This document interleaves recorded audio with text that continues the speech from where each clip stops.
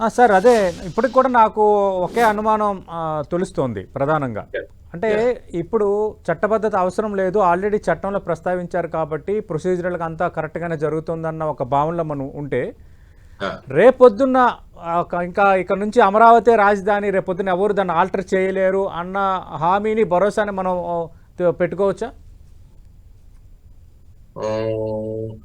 అంటే అనుకోవచ్చండి. అంటే హ్మ్. వారు ఏ సందర్భంలో అన్నారో గూడా నాకు సరిగా అవ్వట్లేదు. హ్మ్. దాన్ని మరి ఏ విధంగా వారు అన్వయించారో మరి మోడీ గారు వస్తున్నారు గదా! వారితో నాకు మోస్ట్‌లీ అనుకుంటున్నది పొలిటికల్‌గా చూస్తుంటే వారితో అనౌన్స్‌మెంట్ చేయిస్తారు. సో థట్ హ్మ్. రేపు ఇప్పుడేంటంటే మోడీ గారిని పిలిచి అప్పుడు మనం దానికి శంకుస్థాపన చేయించడం జరిగింది. దాంట్లో ప్రధానమైన ఉద్దేశ్యం ఏంటంటే హ్మ్. సెంట్రల్ గవర్నమెంట్ యొక్క యాక్టివ్ పార్టిసిపేషన్ యెస్ వాళ్ళ సార్. దగ్గర అవును. నుంచి రావాల్సిన ఫండ్స్ ఇవన్నీ కూడా స్మూత్ గా వస్తాయి అన్నది. హ్మ్. సో మేబీ ఈ ఎక్స్టెండెడ్ పోర్షన్ ఏదైతే ఉందో దానికి కూడా వారితో చేయిస్తానన్నట్టుగా మాట్లాడుంటారు కానీ నా దీంట్లో అయితే సెంట్రల్ గవర్నమెంట్ అప్రూవల్ ఏమీ అవసరం లేదు. ఎందుకంటే ఫర్ ఎగ్జాంపుల్ మీరు హిమాచల్ చూసుకుంటే హ్మ్. షిమ్లా వింటర్ క్యాపిటల్ ధర్మశాల అని చేశారు. సార్. దాన్ని 2017లో స్టేట్ గవర్నమెంటే చేసింది. హ్మ్. సో దానికోసం మళ్ళా సెంట్రల్ గవర్నమెంట్‌కి ఏమీ ఇవ్వలేదు వాళ్ళు. ఎందుకంటే ఎక్కడా కూడా ఏ విధమైన అమెండ్‌మెంట్ అక్కర్లేదు. కొత్త చట్టం కూడా అక్కర్లేదు. హ్మ్. కాన్స్టిట్యూషన్ ప్రకారం సిమ్లానే క్యాపిటల్‌గా ఉంటుంది. ధర్మశాల అన్నది కొంత వింటర్‌లో ఫర్ హ్మ్. ఎగ్జాంపుల్ అదే మహారాష్ట్రలో చూసుకుంటే ముంబై అన్నది ప్రైమరీ క్యాపిటల్.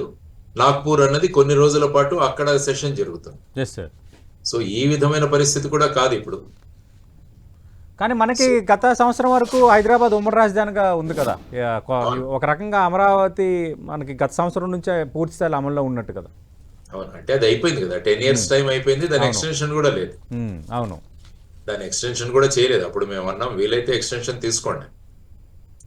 కానీ ఎక్స్‌టెన్షన్ కూడా ఎవరు తీసుకోలేదు అప్పుడు. హ్మ్. సో దాంతో నా అండర్‌స్టాండింగ్ ఏదైతే ఉన్నదో maybe I may be wrong also. I hmm. Mean I need to some correction. But నా ఆలోచనలో కొత్తగా మళ్ళా సెంట్రల్ గవర్నమెంట్ యొక్క పర్మిషన్ అది తీసుకోవాల్సిన అవసరం లేదు. ఎందుకంటే అమరావతి చేస్తున్నారు మీరు హ్మ్. ఫర్ ఎగ్జాంపుల్ టోటల్‌గా అమరావతిని క్లోజ్ చేసి ఇప్పుడు టోటల్‌గా ఇంకో క్యాపిటల్ తీసుకురావాలనుకోండి. అప్పుడు మీరు టోటల్‌గా మార్చేస్తున్నారు దీన్ని. మళ్ళా అప్పుడు రీఆర్గనైజేషన్ యాక్ట్ అన్నది మళ్ళా అక్కడ రిఫరెన్స్ వస్తుంది. Yes sir. Okay. Reorganisation act నుంచి ఆల్రెడీ మనం చేసి గవర్నర్ కన్సల్టేషన్ అయిపోయింది. నోటిఫికేషన్ వచ్చింది.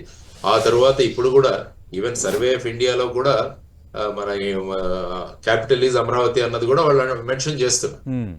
కాబట్టి ఈ లెవెల్ వరకు నోటిఫికేషన్ వచ్చింది. తర్వాత సెంట్రల్ గవర్నమెంట్ కూడా నేను చెప్పినట్టు ఈ 3 రాజధానుల వివాదం నడుస్తున్నప్పుడు హైకోర్టులో కూడా క్యాపిటల్ నిర్ణయించాల్సిన అధికారం ఏదైతే ఉంటుందో అది రాష్ట్రాలకు ఉంటుంది. అందులో మోడిఫికేషన్స్ చేయొచ్చు అని కూడా వారు మాట్లాడారు. అవును సార్. సో ఈ విధమైన పరిస్థితులలో I think according to me ప్రత్యేకంగా సెంట్రల్ గవర్నమెంట్ యొక్క ఆహ్, ప్రత్యేక నోటిఫికేషన్ గాని లేకుంటే వాళ్ళ ఆమోదం గాని అవసరం లేదని నేనంటాను. రైట్. ఇది కేవలం రైతులు వాళ్ళ యొక్క ఇచ్చే భూములకు భరోసా ఉండాలి. మళ్ళా ఏదైనా ప్రభుత్వం మారితే హ్మ్. మళ్ళా వాళ్ళు ఆ విధమైన పరిస్థితులు వాళ్ళందరూ చవి చూశారు కాబట్టి అంటే అటువంటివి దానికేం చేయాలంటారు సార్? వాళ్ళు భూములిచ్చారు. అలాగే వాళ్ళకి రిటర్నబుల్‌గా కొంత ల్యాండ్ ఇస్తున్నారు కాబట్టి రేపొద్దున్న ఎవరు దాన్ని ఆల్టర్ చేయకుండా ఉండడానికి ఇవ్వాల్సిన భరోసా ఏంటి? భరోసా అదే ఇస్తాం. అంటే భరోసా ఉంది గానీ, ఈ విధమైన బిల్లులు తీసుకొస్తే మళ్ళా అప్పుడేమవుతుందన్నది వాళ్ళ భయాందోళనలు ఏవైతే ఉన్నాయో వాటిలో వాస్తవం ఉంది. హ్మ్. ఎందుకంటే రైతులు ఎంత కష్టపడ్డారు గత 5 సంవత్సరాలు మనం చూసాం. అవును. ఎందుకంటే వాళ్ళ పాదయాత్రలో నేను కూడా పాల్గొన్నా.